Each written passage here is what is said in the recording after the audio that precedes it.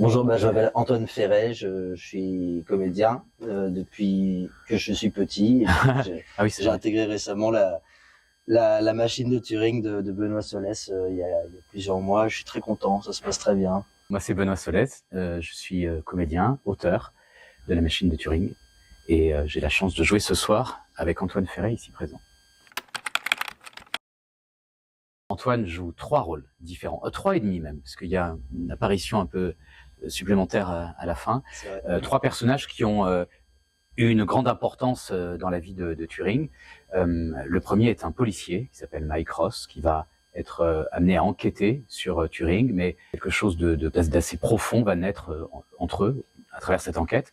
Le second personnage s'appelle Arnold Murray. Il a été l'amant d'Alan Turing. Et le troisième, c'est Hugh Alexander, c'est un champion d'échecs et qui va être amené à interagir avec Turing, surtout pendant cette époque de la guerre et cette fameuse cryptanalyse de la machine Enigma. En fait, ces 3 personnages sont joués par le même acteur, Antoine, un peu comme si, en revoyant sa vie, Turing prêtait le même visage à chacun d'eux. Et peut-être qu'au fond, ce visage, qui est celui d'Antoine en l'occurrence, et que prennent tour à tour ces 3 personnages différents, c'est celui d'un autre personnage qu'on ne voit pas dans la pièce, qui s'appelle Christopher Morcom, qui était un garçon que Turing a aimé, mais qui l'a beaucoup inspiré, je crois. Et peut-être qu'au moment où il revoit sa vie, où il revoit défiler sa vie, tous les personnages, tous les hommes de sa vie ont le visage de ce fameux Christopher. Il y a peut-être un peu de ça, ouais. Il est un peu partout, tu veux dire? Peut-être. Ouais. Et Benoît, il joue le rôle d'Alan Turing, qu'on suit depuis à peu près 38 jusqu'à 54 presque. Ouais. Et même 1930, je pense, parce qu'il y a un moment où tu es encore plus jeune chez lui. Ouais, on le voit entre 18 et 40 ans. À peu près, ouais, c'est ça. Donc c'est trop chouette parce qu'on peut retracer un peu l'histoire de Turing en faisant des flashbacks, en allant un peu dans le passé, en retournant vers le futur, avant la guerre, après la guerre. Il y a différents pans de la vie de Turing qui sont sa vie personnelle déjà, que moi personnellement je trouve la plus touchante. Et puis après il y a tout ce qu'il y a d'historique, notamment lié à la guerre, lié à la cryptanalyse, et puis jusqu'à le lien entre sa vie personnelle et l'histoire. Il y a justement aussi donc voilà, Benoît interprète Turing depuis 7 ans maintenant, et moi je suis trop heureux de lui donner la réplique justement dans tous ses rôles différents. Et ce qui est assez drôle, c'est que je trouve que Turing, il a beau évoluer d'une certaine manière, il reste quand même très fidèle à lui-même, et il tire un peu, j'ai l'impression, moi c'est mon ressenti en jouant les 3 autres personnages, qu'en fait c'est plutôt nous qui allons vers qui suivons un peu son chemin plutôt que l'inverse, quoi. Donc c'est un peu un guide, j'ai l'impression. J'espère d'abord qu'il se sentirait pas trahi, surtout. Je pense que là où il est, si son esprit ou son âme perdure, ce que je souhaite, j'espère qu'il regarde ce travail avec une certaine affection et une certaine bienveillance. Je peux pas affirmer qu'il était comme je le joue parce que on a beaucoup d'informations sur lui. La pièce est basée sur une biographie d'Alan Turing et notamment, entre autres, mais on n'a pas d'image animée de lui, on n'a pas d'enregistrement de lui, donc il y a une part de vérité et une part d'interprétation, si j'ose dire, aux 2 sens du terme. C'est-à-dire que pour interpréter, il faut un peu interpréter.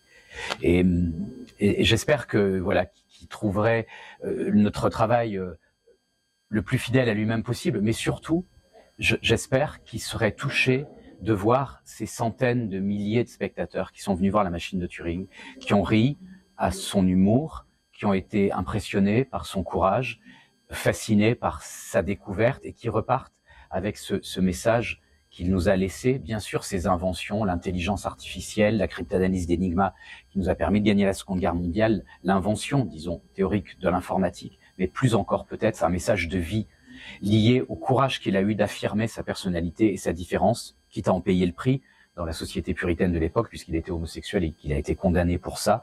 J'espère qu'il serait ému de voir qu'aujourd'hui, des spectateurs de tous âges, de tous horizons, viennent à Paris, en tournée, ou même à l'étranger, là où la pièce se joue, entre les États-Unis, la Corée, le Brésil, ou je ne sais quoi, et que tous ressentent la même émotion au fait de voir ce message de vie qu'il nous a laissé. Ça, voilà, c'est ce que j'espère qu'il serait le plus ému et fier de ça. Moi, c'est très étrange parce que ça reste, par définition, quelqu'un que j'ai le sentiment de très bien connaître. Et puis malgré tout, je ne l'ai pas connu. Donc il y a dans cette chose qu'est l'incarnation d'un personnage au théâtre, un grand paradoxe. On joue quelqu'un que la plupart du temps on ne connaît pas et qui garde sans doute de grandes zones de mystère, pour moi, même après 1060 représentations.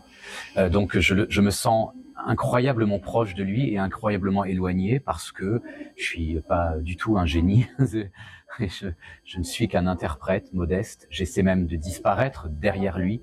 Donc voilà, c'est quelqu'un que je fréquente beaucoup depuis quelques années et que je continue d'interroger soir après soir. Bah en fait, c'est effectivement, je pense que en sortir après chaque représentation, c'est même plus ce qu'il y a de très compliqué parce que on rentre et on sort de chaque rôle pendant. Donc il y a plutôt une habitude qui se fait. Ça se fait, j'ai plutôt l'impression lors des répétitions. Et ensuite, retrouver l'émotion, l'intensité, retrouver la sincérité, ça c'est plutôt le travail à faire sur le moment, mais c'est pas vraiment problématique de sortir du rôle ou d'y rentrer. Je trouve qu'on vit les émotions à fond tout le long de la pièce. On sait qu'une fois que une scène est terminée et qu'il faut passer à l'autre pendant le changement, on repart dans d'autres chaussures. Et il y a beau avoir une mécanique qui s'installe, c'est même plutôt le danger. Ce serait plutôt de trouver une musique là-dedans qui devienne un peu monotone, mais au final. Moi, ce que je trouve génial dans le théâtre, c'est que c'est jamais la même chose et qu'on s'amuse à jouer avec ça justement. C'est à essayer de faire en sorte que on reparte toujours avec une nouvelle, à la fois intensité, mais sincérité toujours. Et nous, on est différents aussi. Notre état, notre humeur. Il y a plusieurs comédiens. Parfois, Antoine joue avec Mathias Simon, qui joue aussi le rôle. Et moi, parfois, je joue avec Grégory Benchenafi, Aymeric Riancourt, Jules Doucet.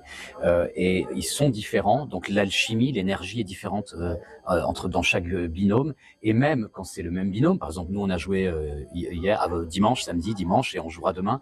Mais la représentation de ce soir, elle sera unique parce que notre humeur, notre alchimie, la façon dont une réplique sera lancée, notre état physique, moral, mental, tout joue, tout concourt à créer une alchimie unique à chaque soirée. Et ça, je pense que les gens, le public le sent, le public le sait. Et c'est sans doute ça qui vient chercher aussi au théâtre par rapport au cinéma, où le produit est fini, monté, mixé, tout le monde voit le même film. Chacun essaie de le recevoir différemment. Mais au théâtre, il y a cette espèce de chose unique que les gens viennent chercher et qui fait que après plus de 1000 représentations, moi je n'ai aucune lassitude parce que d'abord il y a la beauté de défendre le message de ce personnage et puis l'inconnu qui s'ouvre un peu chaque soir. Voilà. Il y a mille anecdotes. Moi j'ai le souvenir comme ça, je pourrais en raconter beaucoup, mais j'ai quelques souvenirs comme ça de l'avoir joué par exemple en Nouvelle-Calédonie. Devant des jeunes Kanaks qui n'étaient jamais allés au théâtre et qui arrivaient du nord de l'île et c'était extraordinairement émouvant de jouer cette histoire si loin pour un public qui n'avait jamais été au théâtre, mais beaucoup plus proche de nous à Argenteuil. On a joué avec Amaury devant 800 collégiens issus de la diversité, comme on le dit pudiquement aujourd'hui. Des profs nous ont dit, mon Dieu, une histoire d'homosexualité devant ces jeunes-là, ça va être très, très compliqué pour vous, on préfère vous le dire. Et ça s'est passé magnifiquement. Ils savaient juste pas qu'il fallait applaudir à la fin parce qu'aussi ils venaient au théâtre pour la première fois. Après, il y a eu parfois des choses plus dures dans des villes bourgeoises de l'Ouest parisien. J'ai encore entendu de nos jours sur une pièce comme ça des espèces de réflexions limite homophobes parce qu'à un moment on s'emballe et dans les deux cas de figure devant cette jeunesse qui est heureuse de découvrir ce personnage ou devant des gens qui vont peut-être être choqués par certaines choses, c'est finalement à chaque fois ça m'encourage de raconter cette histoire, que des gens aient de l'adhésion ou de la défiance parce que cet homme a été aimé et détesté en son temps. Les souvenirs les plus forts, c'est à la fin des représentations quand on sort du théâtre et que des gens nous attendent.